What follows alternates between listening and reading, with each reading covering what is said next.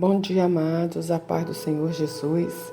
Eu sou Ana Rita Saraiva, faço parte do Ministério de Idosos no Sonho de Deus, da Igreja Assembleia de Deus de Betel, em São Miguel. Estou aqui para darmos continuidade a esse projeto da leitura da Bíblia em um ano. Hoje faremos a leitura de número 101, que se encontra no livro de Juízes, capítulos de 13 a 15, e Provérbio número 18. Podemos começar? Diz assim a palavra do Senhor. A servidão dos israelitas sobre os filisteus e o nascimento de Sansão. Capítulo 13. E os filhos de Israel tornaram-se a fazer o que parecia mal aos olhos do Senhor, e o Senhor os entregou nas mãos dos filisteus por 40 anos. E havia um homem em Zorá, da tribo de Dan, cujo nome era Manoá, e a sua mulher era estéril e não tinha filhos. E o anjo do Senhor apareceu a esta mulher e disse-lhe: Eis que agora és estéril e nunca tens concebido, porém conceberás e terás um filho. Agora, pois, guarda-te de que bebas vinhos ou bebida forte, não comas coisas imundas.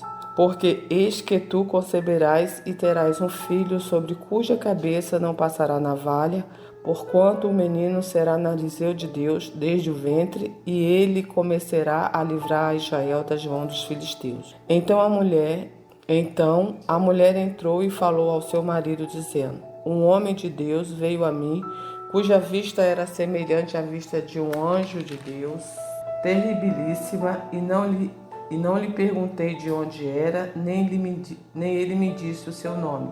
Porém disse-me: Eis que tu conceberás e terás um filho. Agora, pois, não bebas vinhos nem bebida forte, e não comas coisa imunda, porque o menino será narizeu de Deus, desde o ventre até o dia de sua morte. Então Manoá orou instantemente ao Senhor e disse: Senhor meu, rogo-te que o homem de Deus que enviaste ainda venha para nós outra vez e nos ensine o que devemos fazer ao menino que há de nascer.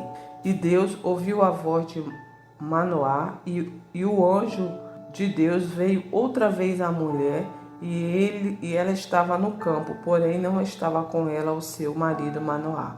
E apressou-se, pois, a mulher, e correu, notificou a seu marido, e disse-lhe: Eis que aquele homem que veio a mim no outro dia me apareceu. Então Manoá levantou-se e seguiu a sua mulher. E veio aquele homem e disse-lhe: Tu és aquele homem que falaste a esta mulher?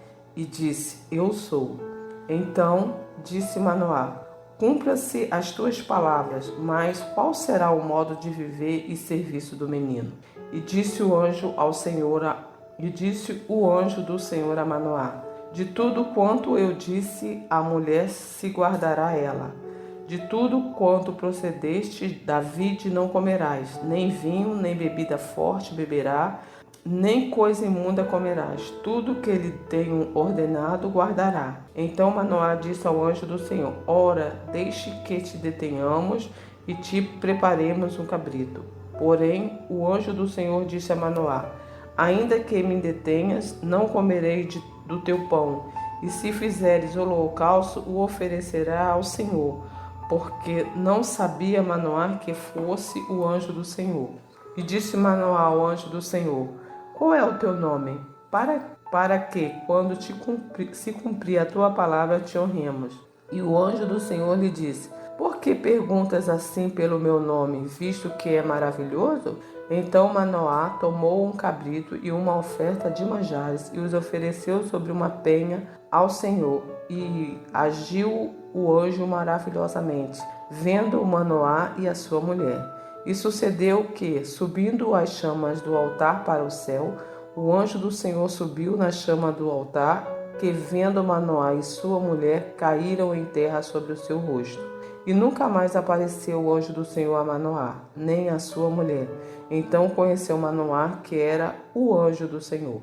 E disse Manoá à sua mulher: Certamente morreremos, por enquanto temos visto a Deus. Porém sua mulher lhe disse: Se o Senhor nos quiser matar, não aceitaria da nossa mão o holocausto e a oferta de manjares, nem nos mostraria tudo isto, nem nos deixaria ouvir tais coisas neste tempo. Depois teve esta mulher um filho e chamou seu nome Sansão. E o menino cresceu e o Senhor o abençoou. E o Espírito do Senhor o começou a impelir de quanto em quanto para o campo de Dan, entre Zorã e Estaol. O casamento de Sansão, 14. E desceu Sansão a Tiná, e vendo de Tina a uma mulher das filhas dos filisteus, subiu e declarou-o a seu pai e a sua mãe, e disse: viu uma mulher de Tina, das filhas dos filisteus, agora, pois, tomai-as por mulher. Porém, seu pai e sua mãe lhes disseram: não há, porventura, mulher entre as filhas dos teus irmãos, nem entre todo o meu povo, para que tu vais tomar mulher dos filisteus, aqueles incircuncisos? E disse Sansão ao seu pai: tomai-me esta, porque ela agrada aos meus olhos. Mas seu pai e sua mãe não sabiam que isto vinha do Senhor, pois buscava ocasião contra os filisteus, por enquanto naquele tempo os filisteus dominavam sobre Israel. E desceu, pois, Sansão com seu pai e com a sua mãe a Tiná. Chegando às vinhas de Tiná, eis que o filho do leão, bramando, lhe saiu ao encontro. Então o Espírito do Senhor se apossou dele tão possantemente que fendeu de alto a baixo, como quem fende um cabrito, nem sem ter nada na mão. Porém, nem o seu pai, nem a sua mãe deu a saber o que tinha feito. E desceu e falou àquela mulher e agradou aos olhos de Sansão. E depois de alguns dias voltou ele para tomar, e apartando-se do caminho a ver o corpo de um leão morto, eis que no corpo do leão havia um enxame de abelhas com mel. E tomou nas suas mãos, e foi-se andando e comendo deles, e foi-se a seu pai e a sua mãe, deu-lhes dele, e comeram, porém não lhes deu a saber que tomara o mel do corpo do leão. Descendo, pois, seu pai àquela mulher, fez Sansão ali um banquete, porque assim o costumava fazer os jovens. E sucedeu que, como o vissem, tomaram 30 companheiros para estarem com eles. O enigma de Sansão. E disse-lhe, pois, Sansão: eu vos darei um enigma a adivinhar, e se nos 7 dias das bodas mu declarastes e descobristes, vos darei 30 lençóis e 30 mudas de vestes. E se mu não pudestes declarar, vós me dareis a mim os 30 lençóis e as 30 mudas de vestes. E eles lhe disseram: dai-nos o teu enigma a adivinhar, para que ouçamos. Então lhes disse: do comedor saiu comida, e doçura saiu do forte. E em 3 dias não puderam declarar o enigma. E sucedeu que, ao 7º dia, disseram à mulher de Sansão: persuade a teu marido que nos declare o enigma, para que, porventura, não queimemos a fogo a ti e a casa do teu pai. Chamaste-nos a vós aqui para possuir o que é nosso? Não é assim. E a mulher de Sansão chorou diante deles e disseram: tão somente me aborreces e não me amas, pois disseste aos filhos do meu povo um enigma a adivinhar, e ainda mo não declarastes a mim. E ele lhes disse: eis que nem a meu pai, nem a minha mãe o declarei. Tu declararia a ti? E chorou diante dele os 7 dias em que celebravam as bodas. Sucedeu, pois, que no 7º dia lhe declarou, por enquanto o oportunava. Então ela declarou o enigma aos filhos do seu povo.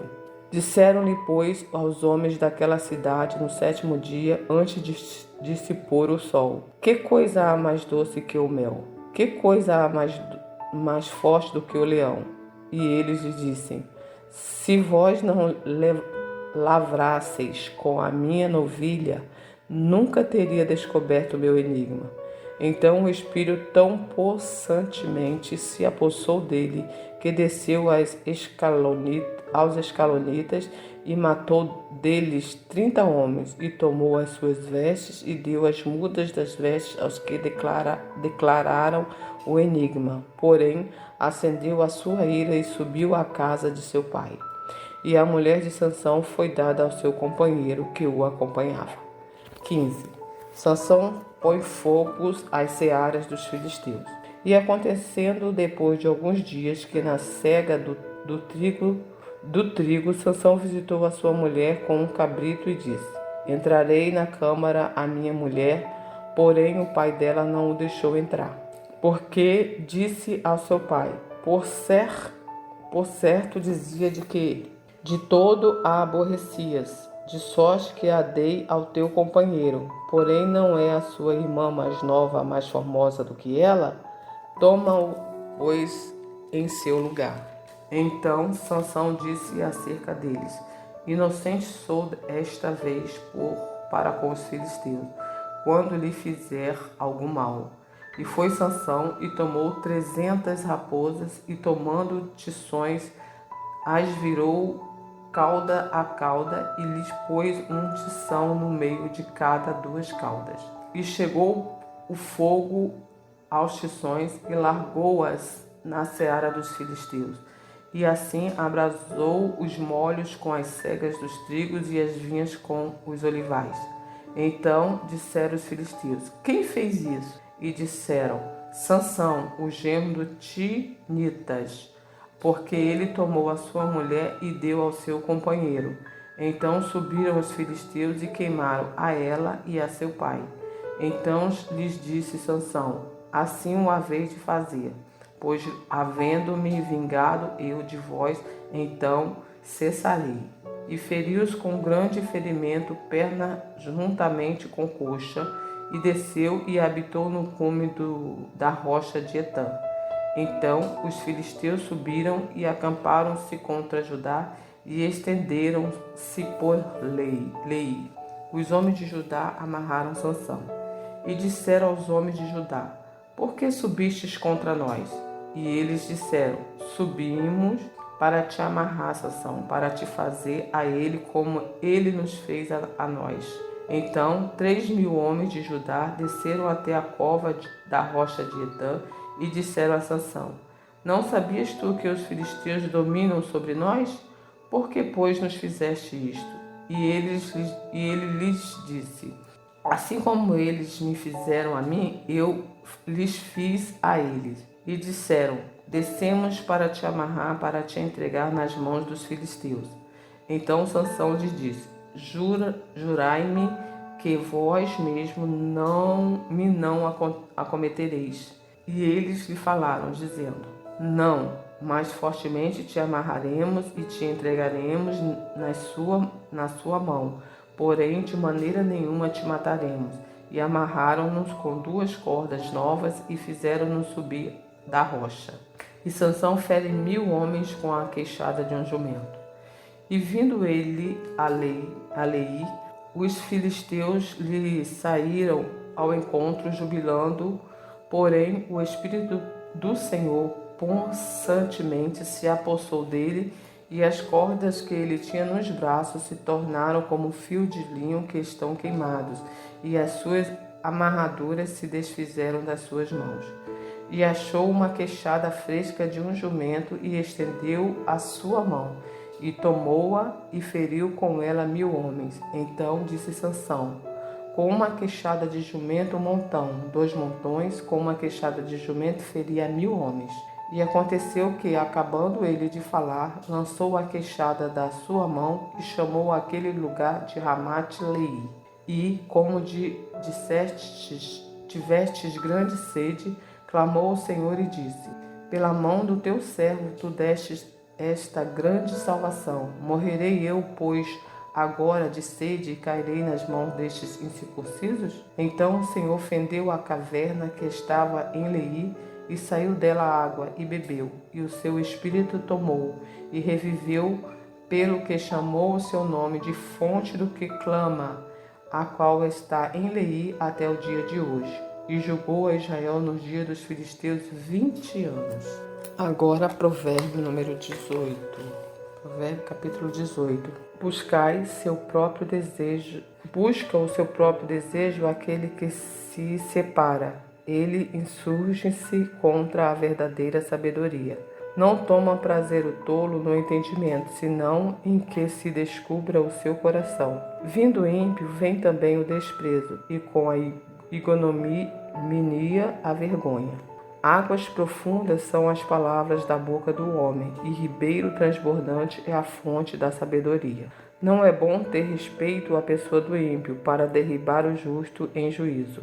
Os lábios dos tolos entram na contenda, e a sua boca brada por açoite. A boca do tolo é a sua própria destruição, e os seus lábios um laço para a sua alma. As palavras do linguareiro são como doces bocados, e elas descem ao íntimo do ventre. Também o negligente na sua obra é irmão do desperdiçador.